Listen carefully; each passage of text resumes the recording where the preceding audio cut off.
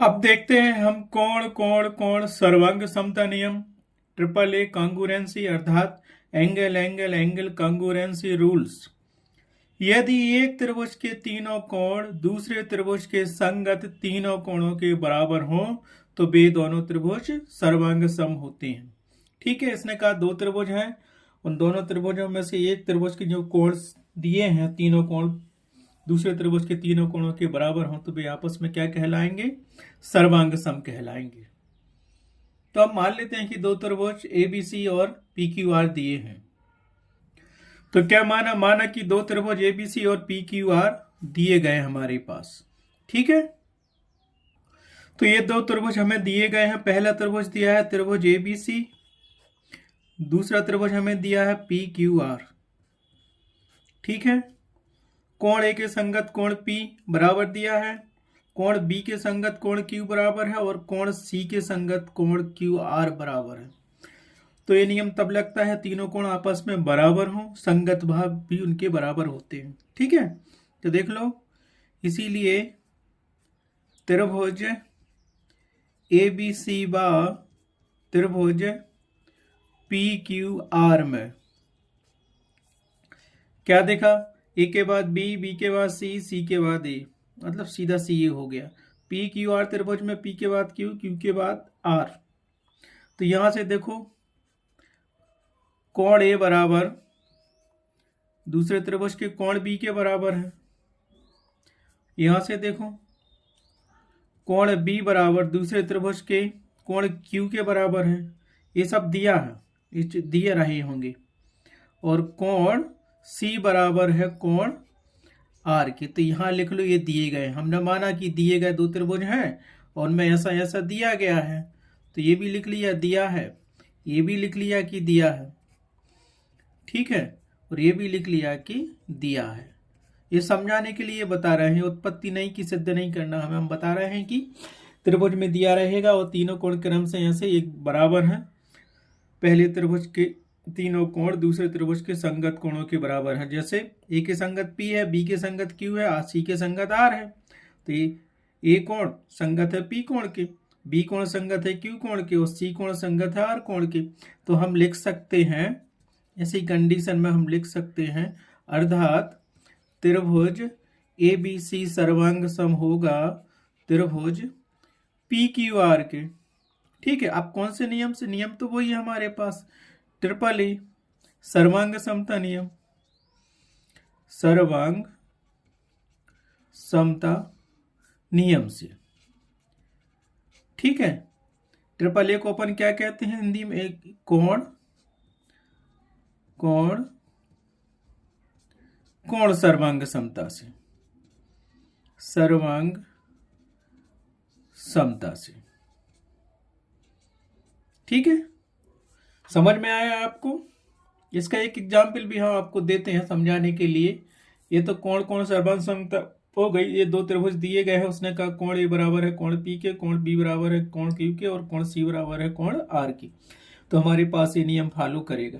कोण कोण कोण सर्वांग समता नियम कहलाता है यदि एक त्रिभुज के तीनों कोण दूसरे त्रिभुज के संगत तीनों कोणों के बराबर हो तो ट्रिपल ए सर्वांग समता कहलाती है। ठीक है, इसका एक एग्जाम्पल हम देखते हैं। माना कि ये दो त्रिभुज हमें दिए गए हैं ए बी सी, कोण ए 60 अंश का, कोण बी 40 अंश का, कोण सी 80 डिग्री का।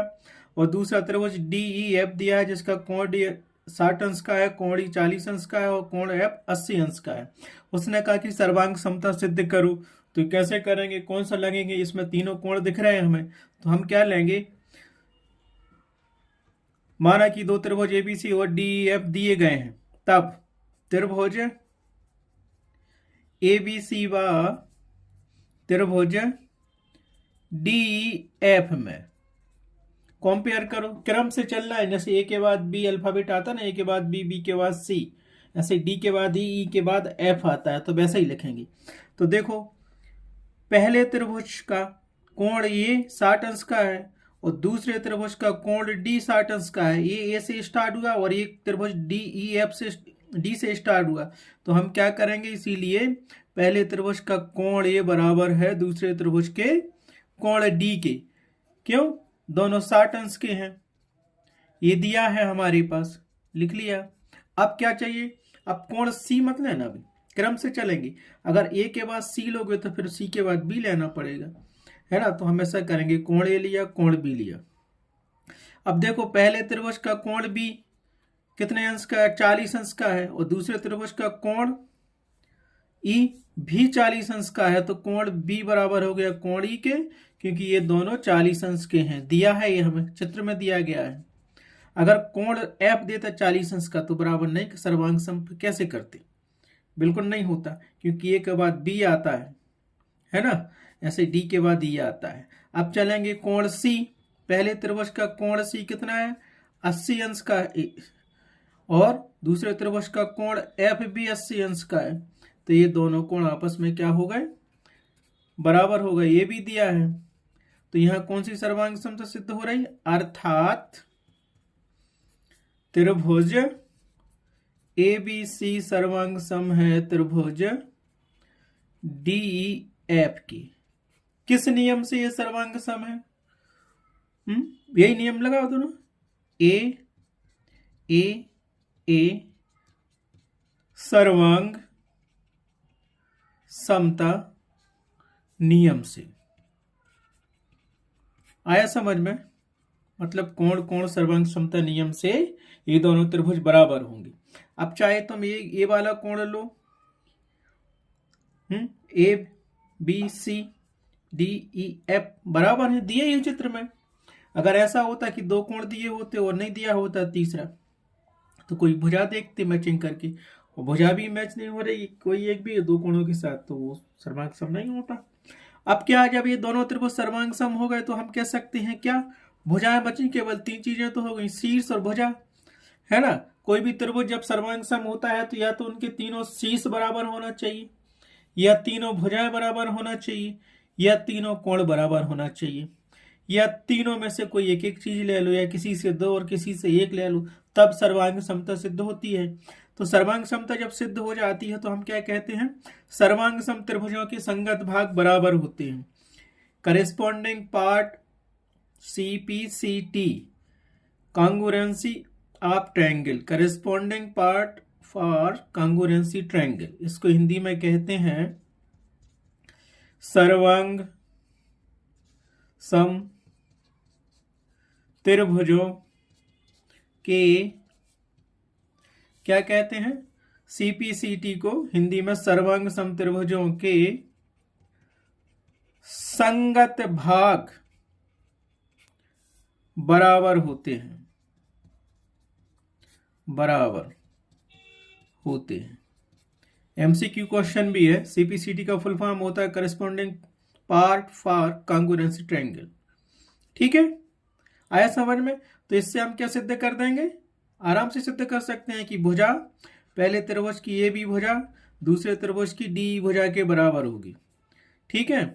दूसरा करेंगे, पहले त्रिभुज की BC भुजा दूसरे त्रिभुज की EF भुजा के बराबर होगी, और पहले त्रिभुज की CA भुजा दूसरे त्रिभुज की FD भुजा के बराबर होगी। क्यों, दोनों त्रिभुज सर्वांग सम आता है, उसके संगत भाग भी बराबर होते हैं। तो इसको लिख दो, CPCT से हम कह सकते हैं, CPCT से। आया समझ में, बिल्कुल। तो ये आपको, तो कोण कोण कोण सर्वांग समता नियम, triple A congruency, angle angle angle congruency rules आपको समझ में आ गया। अगर ये कंडीशन मिलती है कि दो त्रिभुज दिए गए हैं और वो दोनों, एक त्रिभुज के तीनों कोण दूसरे त्रिभुज के तीनों संगत कोणों के बराबर होते हैं, तो ट्रिपल ए कॉन्ग्रुएंसी कहलाती है, सर्वांग समता कहलाती है। मेन 6 पॉइंट हमने आपको बता दिए, और भी हैं लेकिन मुख्य रूप से यही पढ़ना है। और 9th में तो ये छठवां वाला लगता ही नहीं है, लेकिन आपको जनरल नॉलेज के लिए बता दिया, क्योंकि MCQ क्वेश्चन में पूछ लिया उसने। तो कोण कोण कोण सर्वांग समता नियम लिखिए, या 2 नंबर में भी पूछ सकता है, 1 नंबर में भी पूछ सकता है, ठीक है। कोण कोण कोण सर्वांग समता नियम क्या है, ठीक। आप सर्वांग समता के हमने आपको मुख्य रूप से 6 नियम बता दिए हैं, और ये आपको याद रखना है, MCQ क्वेश्चन में पूछ सकते हैं। अगर ये 6 नियम आपको समझ में आ गए तो क्वेश्चनों को सॉल्व करने में आसानी होगी और आप प्रश्नावली के सारे क्वेश्चंस आसानी से हल कर सकते हो। आज के वीडियो में बस इतना ही। परिचय वाला ये वीडियो कंप्लीट हुआ।